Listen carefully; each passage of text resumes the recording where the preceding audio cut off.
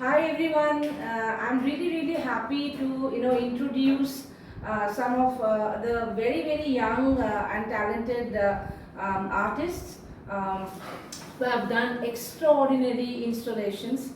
And installation is one of my favorite areas, and I really admire how they have created this installation. They're very young, and they have really put on huge amount of hard work, and I'm really happy to present all of them.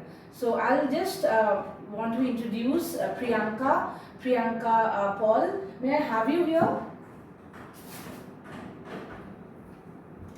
So this is Priyanka, very young, and they're budding artist who is actually trying to do all of this beautiful thing. I'll just explain how she has done this. This is an installation based on katha and old clothes. I mean, can you imagine that? This is so much nostalgic, I would say.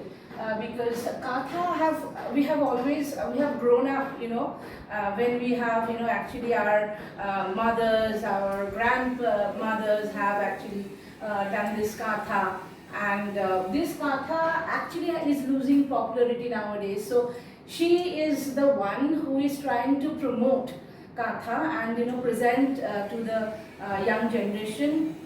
And so see how beautifully she has done, use all the waste materials and all the things.